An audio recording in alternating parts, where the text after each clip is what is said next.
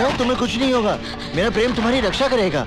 यहाँ चारों तरफ गोलियां चल रही हैं और तुम अपनी प्रेम कहानी सुना रहे हो। अब पंडित कन्या का हरण करेगा तो गोलियां नहीं चलेंगी तो क्या फूल बरसेंगे?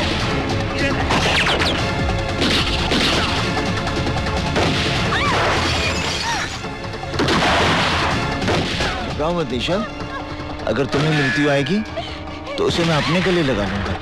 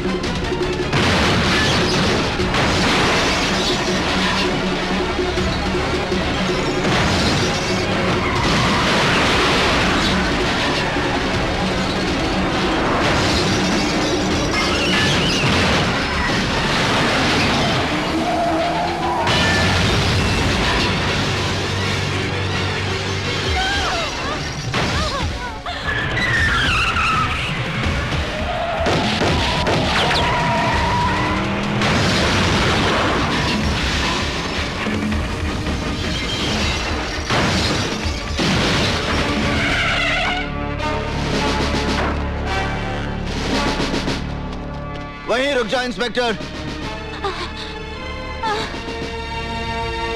अपने अपने शस्त्र नीचे फेंक दो, वरना ये निर्दोष लड़की मारी जाएगी। तुम कानून से बहुत खिलवाड़ कर चुके हो पंडित। हथियार डाल दो और अपने आप को कानून के हवाले कर दो। बेवकूफी की बातें छोड़ो इंस्पेक्टर, अपने शस्त्र फेंक दो। आप गोली चलाइए इंस्पेक्टर साहब। ये चाहकर भी मुझे गोली नहीं मारेगा। यदि इस लड़की की बात का विश्वास है इंस्पेक्टर, तो गोली चलाओ और साथ में उसका परिणाम भी देख लो। गोली चलाओ इंस्पेक्टर, मेरी बात मानो, गोली चलाओ। ये मुझे नहीं मारेगा, ये मुझे कभी नहीं मारेगा इंस्पेक्टर साहब।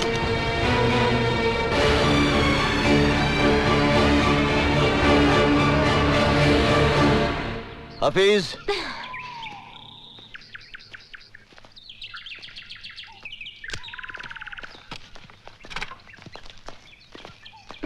इंस्पेक्टर, निशा को उसके घर पहुंचा देना। निशा, मैं चलता हूं। तुम्हें विवाह करने की जल्दी है तो मुझे भी विवाह की तैयारी में थोड़ा वक्त लगेगा। माफ करना इंस्पेक्टर, हम तुम्हारी गाड़ी ले जा रहे हैं। जितनी जल्दी हो सकता वापस कर देंगे। इंस्पेक्टर साहब, ये ठीक कह रही थी, मैं चाहकर भी निशा पर गोली नहीं चला सकता।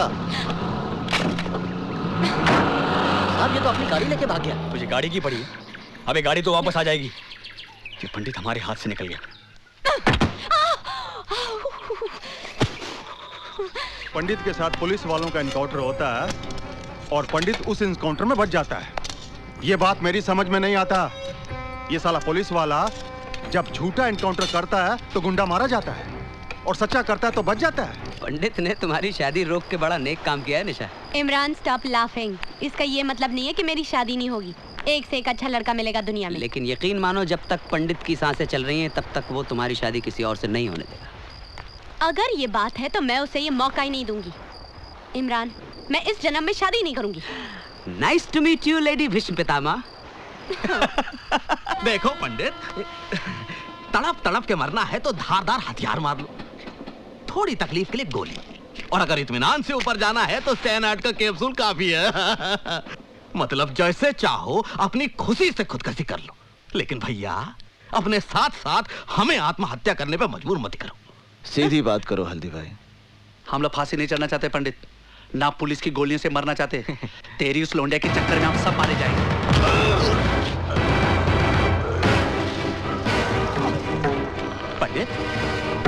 उसे छोड़ दो, पंडित उसे छोड़ दो। निशा और मेरे बीच में अगर कोई भी आएगा, उसे आत्महत्या करने की जरूरत नहीं पड़ेगी, मैं उसकी हत्या कर दूंगा, फिर वो हल्दी भाई क्यों ना हो।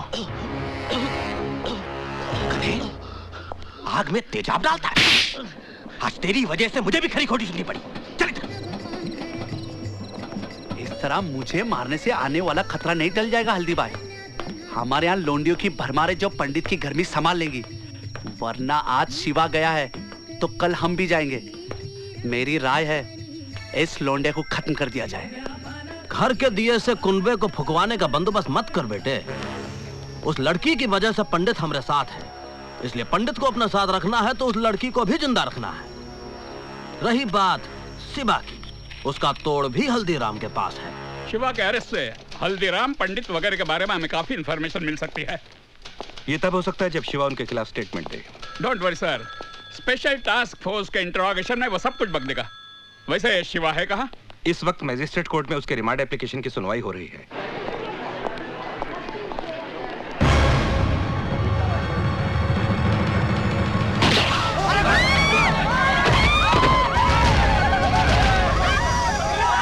जहां तक हमारी इन्फॉर्मेशन है शिवा, तुम्हारे ऊपर गोली तुम्हारे गैंग के लोगों ने चलाई है। उनके खिलाफ स्टेटमेंट दो शिवा।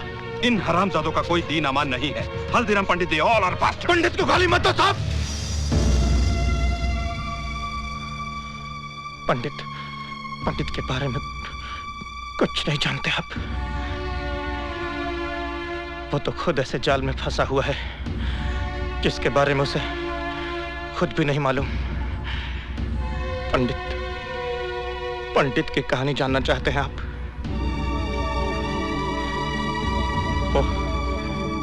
वो हरिद्वार में रहता था और बड़े भक्ति भाव से भगवान की पूजा किया। अरे छोड़ दो भाई। संजय भैया से पंगा लेगा तू? टेंडर भरेगा तू?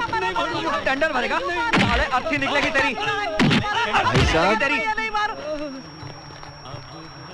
भाई साहब, आप लोग क्यों मार रहे हैं इन्हें? आपको कोई तकलीफ है? चलो जाओ अपने घर जाओ।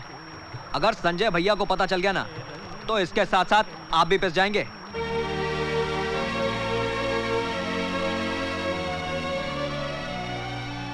अर्जुन बेटे, बचा लो इन्हें। अर्जुन बेटे, बचा लो मुझे, बचा लो बेटा, बचा लो। अर्जुन बेटे, तू अगर ऑफिस में साले टेंडर भरने गया। मारो नहीं। आ गए भैया? हाँ। अर्जुन आज देर कर दी। चाचा जी, रास्ते में मुझे जनार्दन, बिल्लू और शुक्ला मिल गए थे। संजय शर्मा के लोंडों के मुंह तो नहीं लगाना तू। तुझे पता है ना, आती पूरन मासी को तेरी बहन का ब्याह पक्का होने वाला है। घर में दो रिश्ते आकर पड़े हैं। कहीं ऐसा ना हो कि रिश्ते का फैसला होने के पहले ही तू कोई दूसरा बखड़ा शुरू कर दे और हमें आत्महत्या करनी पड़े। क्या माँ, तुम बिना बात के भैया के मीन में एक निकालती रहती हो। भैया, आपने जो शिवा भैया के लिए चिट्ठी दी थी ना, वो मैंने पोस्ट कर दी है। वो मेरे बचपन का इकलौता दोस्त है। उससे तेरी शादी के लिए मुंबई से आना ही पड़ेगा। अरे भाई, आप लोगों ने तो न्योता भेजना भी शुरू कर दिया। पहले इस बात का फैसला तो कर लो कि शिल्पा इन दोनों में से शादी करेगी किससे।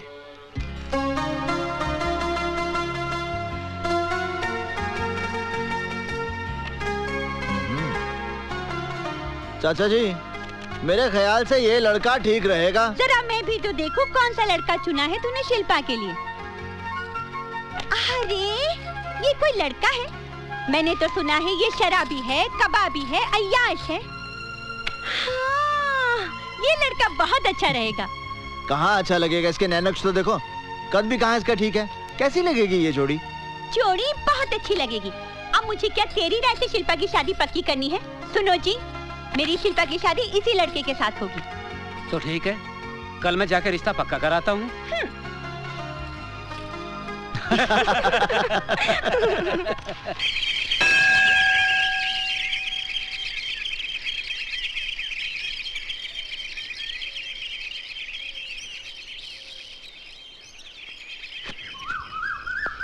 एक मिनट, वहीं रुकिए।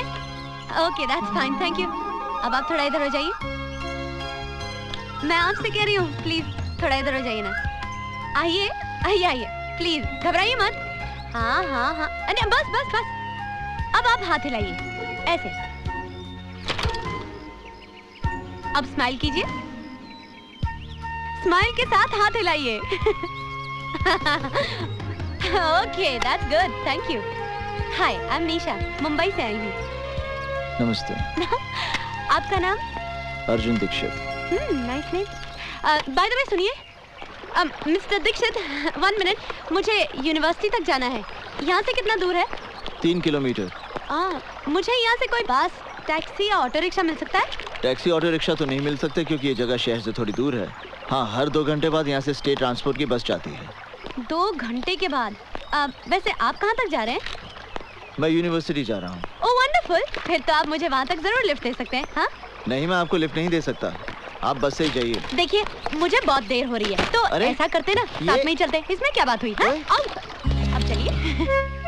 देखिए, मैं आपको यूनिवर्सिटी तक छोड़ दूंगा। पीछे। ओह, why not? Why not? I don't mind. I don't mind. You know, आज आपने मुझे लिफ्ट देकर एक बहुत बड़ी मेरी प्रॉब्लम सॉल्व। प्लीज हाथ हटा लीजिए।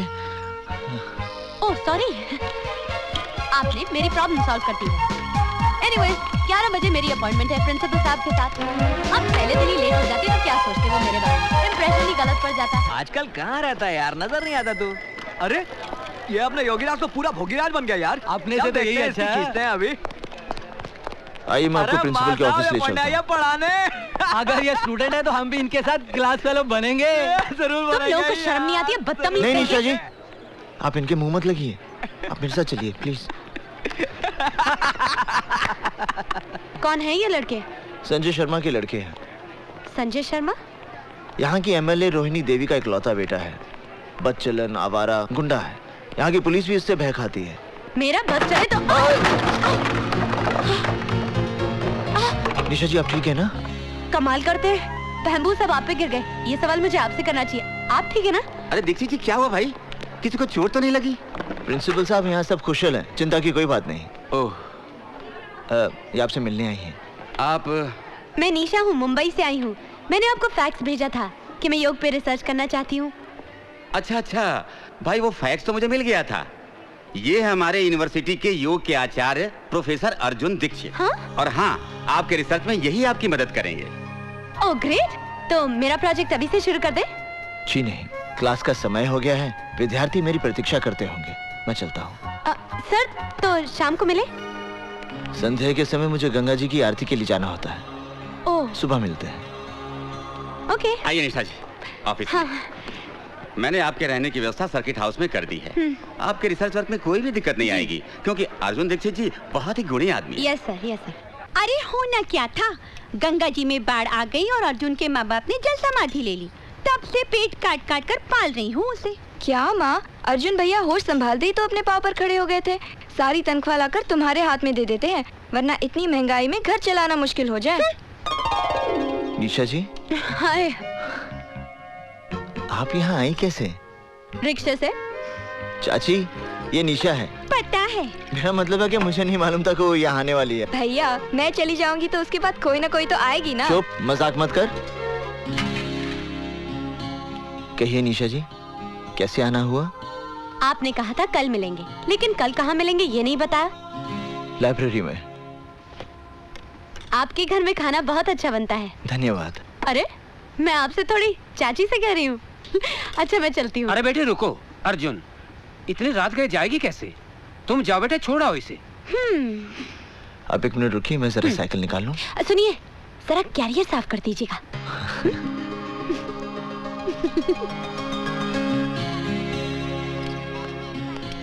आप मेरी शादी पे जरूर आइए। हाँ हाँ, मैं तुम्हारी शादी पर जरूर आऊंगी। देखिए, भूलेंगी तो नहीं? अरे, ये भी क्या भूलने की बात है। मैं आपके आने का इंतजार करूंगी। ठीक है, मैं शादी से 2 दिन पहले ही आ जाऊंगी। Okay, bye bye. चलिए। हाँ। अरे निशा जी, वो क्या? अरे, मेरे एक बार साइकिल पर बैठने से आपके कैरियर का ब्रह्मचर्य टूट गया क्या? नहीं, वो क्या है कि मेरा कैरियर खराब हो गया था, मैंने बनने दे दिया है। अगर आप चाहें तो मैं आपको पैदल छोड़ाऊं? नहीं, मैं ठीक हूँ, चलो।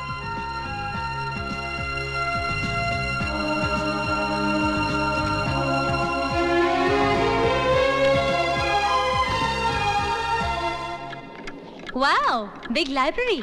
हमारी इस लाइब्रेरी में संसार की अनमोल कृतियां मौजूद हैं। हमारे सभी शास्त्र, पुराण और धर्म ग्रंथ मिलेंगे। उनका जितना अध्ययन करोगी, जितना मनन और चिंतन करोगी, उतना ही आपके ज्ञान का विकास होगा। कामसूत्र के बारे में आपका क्या ख्याल है सर? जी, कामसूत्र के बारे में? आपको तो लज्जा नहीं चाहिए। लड़की होकर आप काम वासना पर विचार विमर्श करना चाहती हैं? मैं काम वासना की नहीं, कामसूत्र की बात कर रही हूँ सर। अब इस किताब को देखिए। हाँ? ये योग है या भोग है? ये योग है, भोग नहीं। कमाल है, ये योग कैसे हो सकता है? जिसकी आप बात कर रही हैं, उसमें शरीर की आवश्यकता को पूरा करने के लिए स्त्री और पुरुष एक दूसरे के संपर्क में आते हैं। ये वासना है, भोग है। और जब नए जीवन को पृथ्वी पर लाने के लिए, या यूं कह लीजिए संतान को प्राप्त करने के लिए जो संबंध बनते हैं, उसका एक उद्देश्य होता है, इसलिए वो योग हो जाता है। जैसा कि शास्त्रों में लिखा है, ऋषि विश्वामित्र की तपस्या से इंद्र की गद्दी हिलने लगी थी। गद्दी नहीं, सिंहासन। कम ऑन, गद्दी, चेयर, सिंहासन is one and the same thing. उस समय इंद्र ने मेनका जैसी अबला का सहारा लिया। बिल्कुल। तो फिर ऋषि विश्वामित्र और मेनका के बीच जो संबंध थे, वो योग कैसे हो सकते हैं? वो तो भोग है। नहीं निशा जी, वो योग है, क्योंकि ऋषि विश्वामित्र को पता था कि मेनका से एक बेटी पैदा होगी, शकुंतला, और जिससे आगे जाके एक बेटा जन्म लेगा, भरत, जिसके नाम से हमारे देश का नाम रखा जाएगा भारत। लेकिन एक बात माननी पड़ेगी सर, कि मेनका ने अपनी खूबसूरती के बल पर विश्वामित्र जैसे ऋषि को अपने वश में कर लिया था। स्त्री सिर्फ अपने प्रेम के बल पर किसी भी पुरुष को अपने वश में कर सकती। और प्रेम का अर्थ ये नहीं जो आजकल के लोग समझते हैं। तो फिर प्रेम का क्या अर्थ है सर? प्रेम का अर्थ है दो आत्माओं का मिलन। माँ साहब, इस यूनिवर्सिटी का नाम बदलकर प्रेम यूनिवर्सिटी कर दें क्या? अगर आप कहें तो इस शहर का नाम बदलवाकर प्रेम नगरिया रखवा दें। चलो निशा। अरे जाइए माँ साहब, जाइए। इस कन्या को प्रेम रहस्य तो अब संजय भैया ही समझाएंगे। बहुत जल्द आने वाले हैं वो। एक बात बताइए सर, आप इन लोगों से इतना डरते क्यों हैं? मैं डरता नहीं हूँ, सिर्फ इन लोगों के मुंह नहीं लगना चाहता। चले? चलिए। बहुत बहुत मुबारक हो दीक्षित जी, बिटिया का ब्याह तय हो गया। जी हाँ। रोहिणी जी घर पे नहीं है क्या? होम मिनिस्टर का दौरा होने वाला है ना, उसी के सिलसिले में जरा डीएम के ऑफिस तक गई हैं। अरे वीर सिंह सुखिया, जरा जोर के हाथ मार के चमकाओ गाड़ी। संजय बाबू की गाड़ी एकदम साफ सुथरी दिखनी चाहिए। अगर गाड़ी चमकती हुई नजर ना आई तो 4 गालियां मुझे भी सुननी पड़ेंगी और 10 जूते तुम्हें भी खाने पड़ेंगे।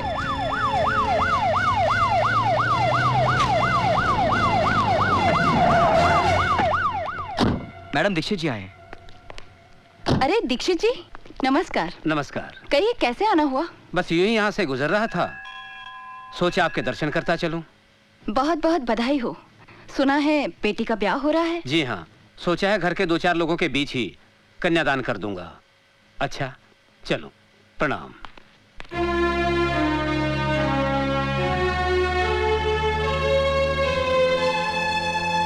चाचा जी ने कहा विवाह में जरूर आइएगा। अच्छा जी, नमस्ते। नमस्ते।